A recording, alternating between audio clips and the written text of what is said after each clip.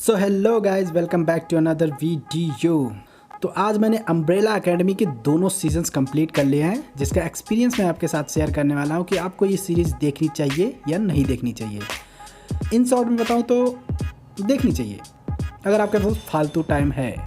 देखो, अगर आपने डार्क सीरीज़ देखी है और आपको समझ में आया है तो अम्ब्रेला एकेडमी आपको डार्क सीरीज़ का सस्ता वर्जन लगेगा। नहीं, बहुत ज़्यादा सस्ता वर्जन लगेगा, क्योंकि उसमें भी टाइम ट्रेवलिंग है, इसमें भी टाइम ट्रेवलिंग है। डार्क सीरीज़ की बात करूँ तो उसमें अगर पास्ट या फ्यूचर में कोई चेंजेस कर रहे हैं तो उसके अकॉर्डिंग प्रेजेंट में भी चेंजेस होते थे। बट अम्ब्रेला एकेडमी में कुछ भी हो रहा है, मतलब कॉन्सेप्ट मेरे को कुछ कम समझ में आया कि यहाँ ऐसा क्यों कर रहे हैं, वहाँ ऐसा क्यों हो रहा है, मतलब कुछ भी हो रहा था। तो अगर आप ये सीरीज़ देखने का सोच रहे हैं तो सबसे पहले मैं बताऊं तो ये स्पॉइलर फ्री रिव्यू बिल्कुल नहीं होने वाला है। मैं डिटेल्स में बात करने जा रहा हूँ कि कौन क्या है, कैसे क्या स्टोरी है इसमें। तो आप चाहें तो यहीं पर वीडियो को पॉज कर दिए और हम मिलते हैं आपके दोनों सीजन्स के बाद। और फिर भी अगर आप बेसिक जानना चाहते हो तो मैं बेसिक ही बात करूंगा, ऐसा कोई डिटेल्स में बात इतनी नहीं करने जा रहा, पूरे एक्सप्लेनेशन नहीं बताऊंगा वीडियो का, सिर्फ उनकी बेसिक की बात बताऊंगा कि इसमें एक्चुअली में है क्या। आपको पसंद आए तो आप देखिए, नहीं पसंद आया तो मत देखिए, आपके ऊपर है ये। तो चलिए वीडियो को स्टार्ट करते हैं।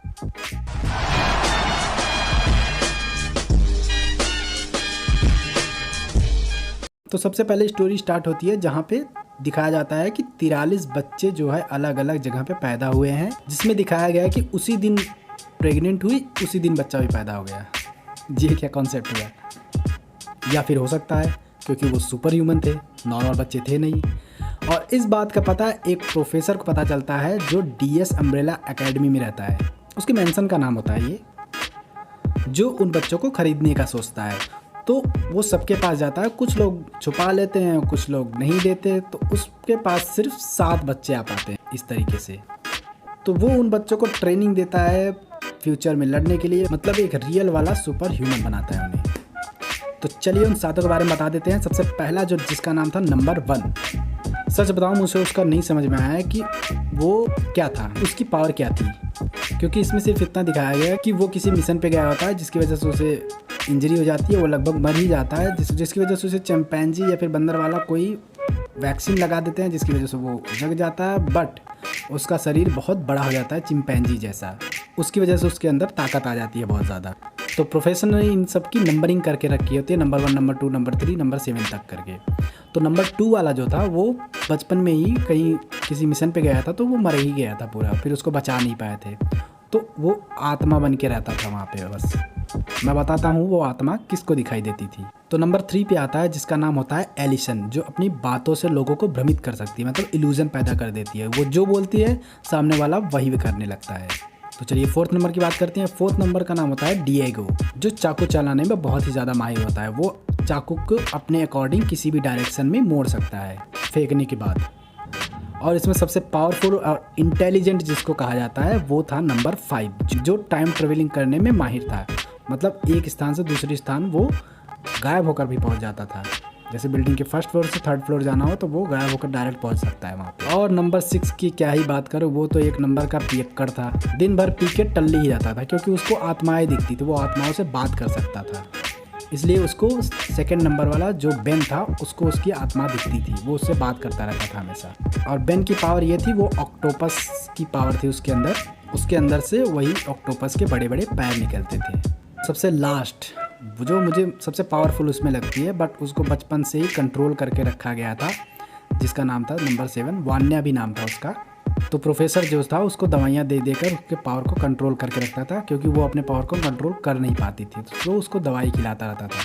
तो बड़ी हो जाती है और फिर प्रोफेसर मर जाता है, जिसकी वजह से उनका ये असेंबल होते हैं, क्योंकि ये घर छोड़कर चले जाता है, क्योंकि प्रोफेसर बहुत ही स्ट्रिक्ट होता है।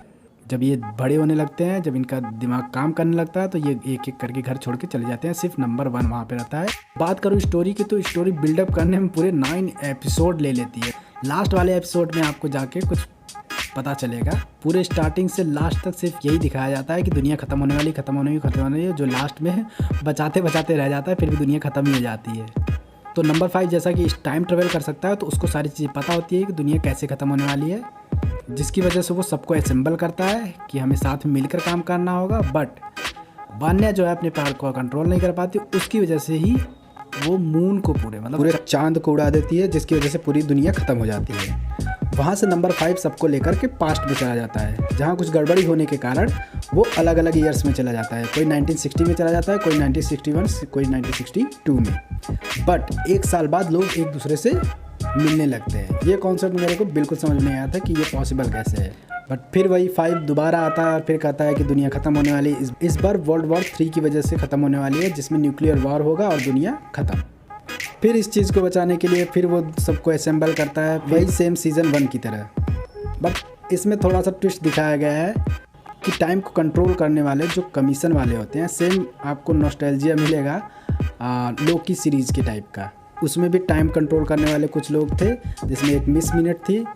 तो ऐसे ही इसमें भी सेम टू सेम दिखाया गया है। बट लास्ट में जो फाइनल फाइट सीन है, जिसमें सब लोग मर जाते हैं, बट 5 फिर भी पास्ट में जाकर सारी चीज़ें फिर से वापस चेंज कर देता है आधे घंटे के टाइम ट्रेवल में। तो ये भी कॉन्सेप्ट मेरे को बिल्कुल समझ में नहीं आया था कि जब नंबर 5 सारी चीज़ें थोड़े से टाइम के लिए सब कुछ सही कर सकता है, तो वो बड़े वॉर्स को क्यों नहीं सही कर सकता था। वो उसको भी सही कर सकता है, ऑब्वियस सी बात है। तो ये सारी चीज़ें इसमें अगर इग्नोर करें तो थोड़ी बहुत एंटरटेनमेंट है, आप देख सकते हैं इस सीरीज़ को। तो सेकेंड सीज़न में दुनिया को वो तो बचा लेता है, फिर उसके बाद जब वो वापस 2019 में आने लगते हैं तो वहाँ पे फिर से गड़बड़ हो जाता है और वो पता नहीं कौन सी दुनिया में चले जाते हैं, जहाँ पर उनको लगता है कि वो 2019 में आ गए हैं। बट जो लास्ट में दिखाया जाता है कि वो अम्ब्रेला एकेडमी में ना आकर वो स्पैरो एकेडमी में आ जाते हैं, जो में भी कोई पैरेलल यूनिवर्स होगा 2019 का। और इसमें लास्ट में दिखाया जाता है कि जो बेन सेकंड नंबर का होता है, जो मर गया होता है, वो उस यूनिवर्स में ज़िंदा होता है। और यहीं पे सेकंड सीज़न की स्टोरी ख़त्म हो जाती है। जो थर्ड सीज़न है वो नेक्स्ट ईयर 2022 में आएगा, जहाँ तक मुझे पता है ये इनका लास्ट सीज़न है। तो ओवरऑल मैं यही कहूँगा कि अगर आप बोर हो रहे हैं, आपके पास कुछ भी नहीं बचा है देखने के लिए, तो आप ये सीरीज़ देख सकते हैं। सो ओवरऑल परफॉर्मेंस की बात करें तो सबकी परफॉर्मेंस बहुत ही अच्छी खासी थी, स्पेशली नंबर 5 की। बात करें स्टोरी की तो स्टोरी थोड़ी सी और अच्छी हो सकती थी। अगर स्टोरी और अच्छी होती तो ये सीरीज़ देखने का मज़ा डबल हो जाता। तो बस आज के लिए बस इतना ही। मूवी में कुछ अच्छा लगा हो तो लाइक कर देना और चैनल पर नए हो तो सब्सक्राइब कर देना, क्योंकि मैं ऐसी वीडियोज़ आपके लिए लाता रहूँगा। तो चलिए मिलते हैं अपनी अगली वीडियो में, तब तक के लिए गुड बाय।